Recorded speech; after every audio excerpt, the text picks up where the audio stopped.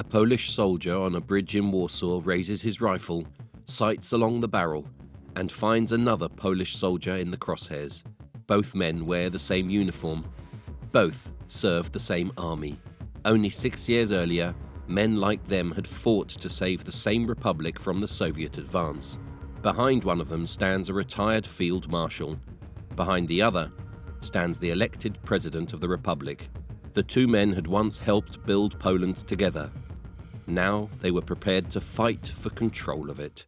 The two men who would face each other on the Poniatowski Bridge had met in the underground Polish Socialist Party in the early 1890s, when both of them were underground activists in a Poland that did not yet exist as an independent state.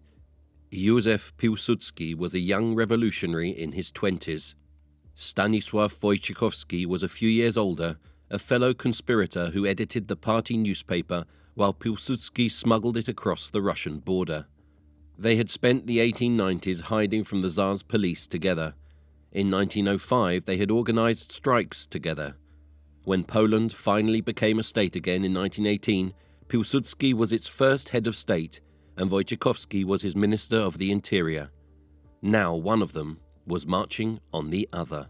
By May 1926, the republic they had helped to build was 8 years old and very tired. Between 1921 and 1926, it had produced 10 different cabinets, coalitions assembled, broken, and reassembled in a parliament where proportional representation made majorities almost impossible. The Constitution of March 1921 had deliberately weakened the executive because the founders had feared a strong man. What they had built instead was a state nobody could govern for very long. The economy was the second weight. In the summer of 1923, Polish prices rose at 51% a month. The Polish mark, which had traded at 9 to the dollar in 1918, finished 1923 at more than 6 million. The man brought in to fix it was Władysław Grabski, who in January 1924 introduced a new currency, the zloty, and balanced the budget through emergency powers the same granted him for 6 months. Hyperinflation ended. By the autumn of 1925, a tariff war with Germany had pushed the new currency back into crisis. The third weight had a name on it. On the 9th of December 1922, the National Assembly elected Gabriel Narutowicz as the Republic's first president. He had won with the votes of the national minorities, Jews, Ukrainians, Belarusians, Germans, who together made up roughly a third of Poland's population. The nationalist right called him the Jews' president. 5 days after taking office, while attending an art exhibition in central Warsaw, Narutowicz was shot dead by a painter named Eligius Niewiadomski. The first president of the Second Polish Republic lasted 5 days in office. This was the country Piłsudski watched from his country house at Sulejówku, a quiet suburb east of Warsaw, where he had retired in 1923. A man with no formal power and a great deal of opinion, surrounded by former officers who still called him commander. The republic he had helped to found, he told visitors, was being run by men who could not run it. On the 10th of May 1926, Wincenty Witos formed his third government as prime minister. He was a peasant farmer from Galicia, and his coalition this time was a deal with the nationalist right, the same political family whose newspaper rhetoric had built the climate for Niewiadomski. The cabinet was hours old when Piłsudski gave an interview to the Warsaw morning paper Kurier Poranu. He said he was ready to fight the evil of same rule. He said the country needed sanacja, a restoration to health, a moral cure for public life. The government confiscated the edition. That night, units of the Warsaw garrison marched out to a railway junction called Rembertów and pledged their loyalty to him. On the morning of the 12th of May, those units moved onto the bridges over the Vistula. 2 infantry regiments crossed the Vistula at dawn on the 12th of May and took the eastern bridges without resistance. By mid-morning, Piłsudski's officers controlled the approaches to central Warsaw from the suburb of Praga. The government of Wincenty Witos declared a state of emergency. President Wojciechowski returned to the capital and began telephoning loyal commanders.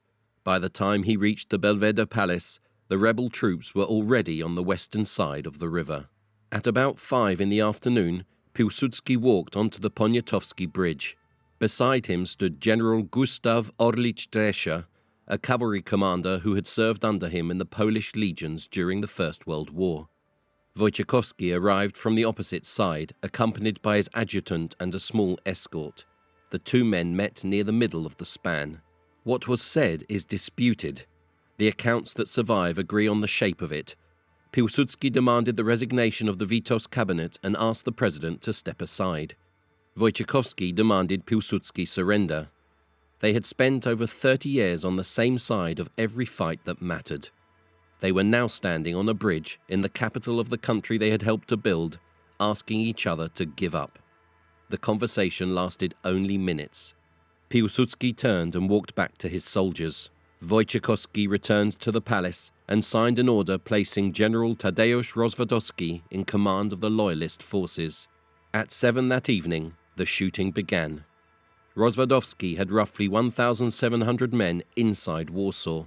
Piłsudski's forces were nearly twice that, and rising as units from outside the capital declared for him. The fighting that followed was unlike anything Warsaw had seen since the city had become Polish again. Machine guns were set up on rooftops. Artillery was fired down the broad central avenues. Government troops dug in around the Belvedere Palace and the General Staff building. Rebel troops controlled the bridges, the eastern districts, and most of the railway approaches. In the streets between them, ordinary Warsavians who had not chosen a side discovered that the line of fire ran through their neighborhoods. On the morning of the 13th of May, 2 men attempted to stop the war that the men on the bridge had failed to prevent. The Archbishop of Warsaw and Maciew Rataj, the Marshal of the Sejm, shuffled between Wojciechowski's palace and Piłsudski's headquarters. They proposed terms. They asked for time. Rataj, a man of the centre, neither for the coup nor for the right-wing coalition, believed he could still find a constitutional exit. Piłsudski heard him out. The fighting continued. By the second day, the question was no longer which side had more guns. The question was which side had the country. On the morning of the 14th of May, the Polish Socialist Party, the party Piłsudski himself had led 20 years earlier, declared a general strike in his support. The Railwaymen's Union joined within hours. Trains coming into Warsaw from Poznan and Kraków, carrying loyalist regiments to defend the government, were stopped at the platforms or diverted into sidings. The reinforcements Rozwadowski was expecting did not arrive.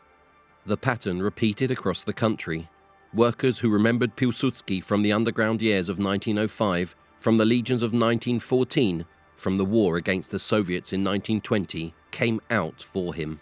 Their leaders had told them this was a strike against the right-wing cabinet, against the inflation, against the men who had created the climate that killed Narutowicz. They believed they were defending the Republic. The man they were defending would hollow it out. By mid-afternoon on the 14th of May, the loyalist position inside Warsaw was no longer defensible. Wojciechowski and Witos faced a choice. They could continue, and the fighting would spread beyond the capital into a civil war across the country. Or they could stop. To prevent that wider war, both men resigned their offices. Rozwadowski's soldiers laid down their weapons. The Marshal of the Sejm, Maciew Rataj, briefly held the powers of the president, long enough to begin the constitutional handover Piłsudski had asked for on the bridge 2 days earlier. The shooting in Warsaw lasted 72 hours. When it ended, 215 soldiers were dead, 164 civilians were dead, and roughly 900 people were wounded. Most of the civilian dead had not chosen a side. They had been walking to work, or standing at a window, or sheltering in a doorway, when the line of fire crossed their street. They were civilians killed not by an invading army, but by the army of the Republic that was supposed to protect them. Wojciechowski left the Belvedere Palace on the evening of the 14th of May, returned to his private apartment in Warsaw, and began a career as a professor of cooperative economics that would last him another 27 years. Witos returned to Galicia.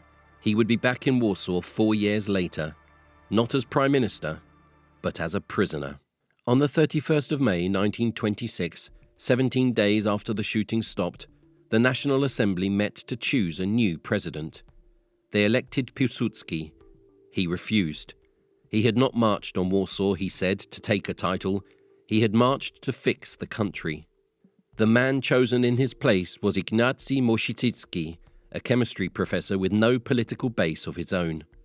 Piłsudski took the post of Minister of Military Affairs and, when it suited him, Prime Minister.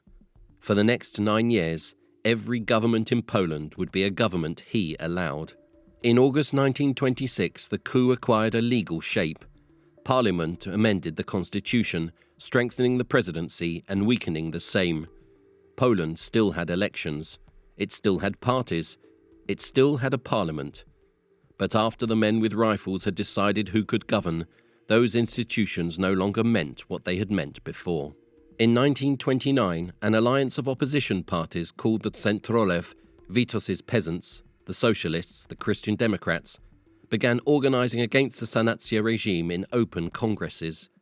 In September 1930, on Piłsudski's direct order, the Interior Minister arrested their leaders without warrants and held them in the military fortress of Brest, where they were treated badly enough that the details, when they emerged, shocked even some of Piłsudski's supporters. Among the prisoners was Wincenty Witos. The man who had been Prime Minister of Poland on the morning the coup began was now a prisoner of the man who had ended his cabinet. The trials that followed, in 1931 and 1932, returned mild sentences. Witos fled to Czechoslovakia rather than serve his. In June 1934, the Interior Minister was shot dead by a Ukrainian nationalist. 2 days later, by presidential decree, a detention camp was opened at Beretsa in the eastern marshes. Prisoners were sent there by administrative order, without trial, without charges, without appeal. The regime called it a place of isolation. In practice, it was a prison without a trial. On the 23rd of April 1935, President Ignacy Mościcki signed a new constitution built around the system Piłsudski had created.